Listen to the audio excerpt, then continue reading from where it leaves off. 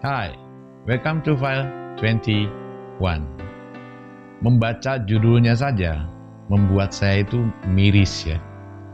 Sultan Siak, seorang sultan yang kaya raya, hidup makmur, rela menyerahkan uang dan tahtanya itu demi membantu NKRI yang baru saja merdeka.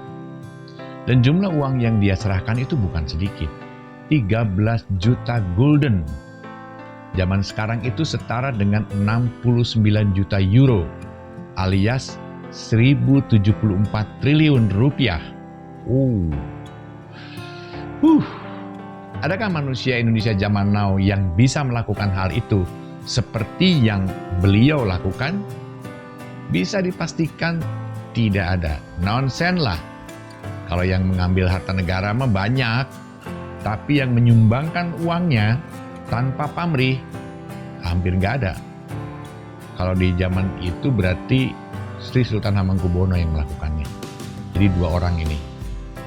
Setelah saya posting beberapa waktu lalu cerita dan kisah Sri Sultan Hamengkubuwono ke-9, Ngerso Dalem, linknya ada di deskripsi, tentang APBN pertama Indonesia yang berasal dari uang pribadinya.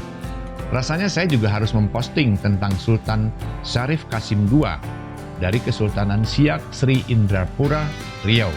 Ya, agar kita semua ini, terutama kaum milenial, ingat akan jasa-jasanya. Ingat, bangsa yang besar itu adalah bangsa yang tidak melupakan jasa para pahlawannya.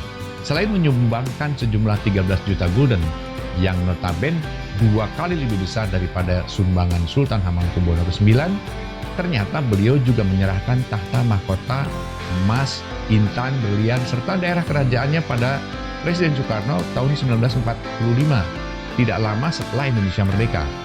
Wilayah kerajaannya mulai dari Sumatera Timur, kemudian meliputi Kerajaan Melayu Delhi, terus kemudian Serdang, Bedagai, hingga Provinsi Riau dan Kepulauan Riau saat ini, termasuk istana sekarang ini. Semua itu diserahkan begitu saja demi NKRI, dan beliau memilih untuk hidup sederhana dengan status sebagai rakyat jelata, bukan raja atau sultan, di rumah peraduannya yang sangat sederhana. Lokasi rumahnya itu berada persis di sisi barat komplek istana.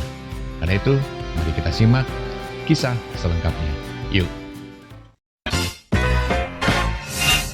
Siak adalah sebuah kesultanan yang kaya raya di Tanah Riau.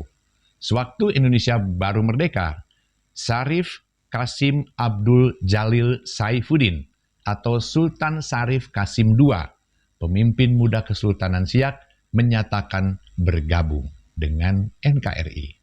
Kala itu, Sultan Syarif Qasim II yang dikenal sebagai pemimpin tegas dan menyayangi rakyatnya rela memberikan sumbangan 13 juta gulden dan menyerahkan ladang-ladang minyak kepada Indonesia. Sebuah angka yang sangat besar dan diperkirakan mencapai lebih dari 1.000 triliun pada saat ini. Usai memutuskan bergabung dengan Ibu Pertiwi, Sultan yang kala itu masih berusia 21 tahun mengajak raja-raja yang memimpin di Pulau Sumatera bagian timur agar bergabung bersama mewujudkan cita-cita para pejuang bangsa, menjadikan Indonesia sebagai negara besar, berdaulat, adil, dan makmur. Beliau menjamin pendanaan Indonesia akan menyerahkan mahkota-mahkota emas bertaburan intan berlian untuk mendukung kemerdekaan Indonesia. Tidak sekedar itu, dia memberikan juga uang pribadinya 13 juta gulden Belanda, suatu jumlah yang sangat besar seperti yang sudah saya bilang, setara dengan 69 juta euro zaman sekarang, atau 1074 triliun rupiah. Sultan bukan sembarangan menyerahkan takhta negaranya.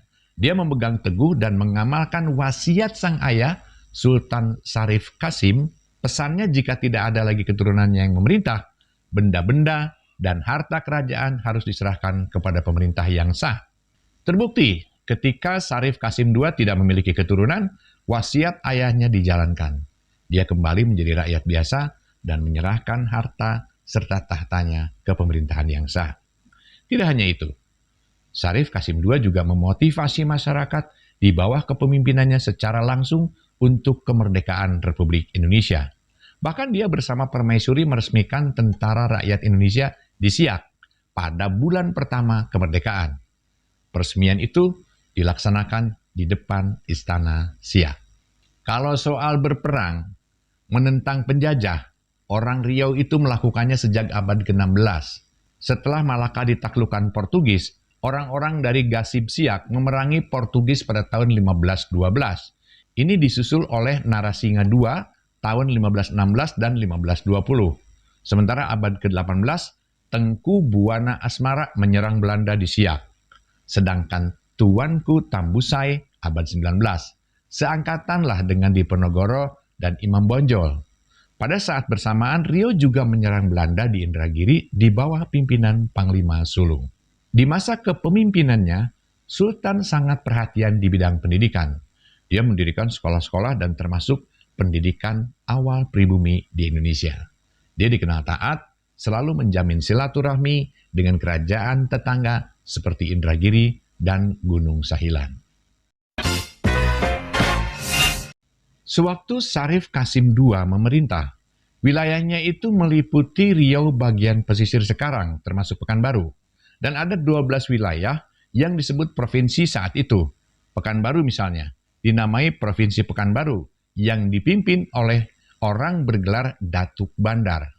Sedangkan di wilayah luar Riau, yang sempat masuk dalam wilayah kekuasaannya itu, sebagian daerah Sumatera Utara seperti Deli, Langkat, Asahan, dan Sambas di Kalimantan Barat.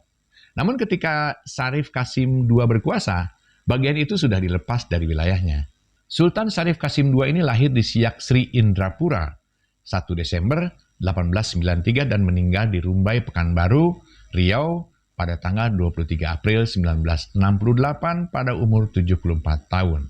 Dia adalah Sultan ke-12 Kesultanan Siak Sri Indrapura yang mendapat gelar penghargaan sebagai pahlawan nasional. Sultan Syarif Kasim II diangkat jadi penasehat Soekarno usai kemerdekaan. Pada tahun 1946 hingga tahun 1950-an, mendapat tawaran itu, Sultan bersedia. Namun dia tidak mau menerima gaji. Hebat ya. Dia banyak dikenang orang karena ya selama menjadi Sultan itu selalu bersedekah tiap hari Jumat. Bahkan dia memberikan beasiswa kepada para pelajar sampai 70% dari total biaya pelajar.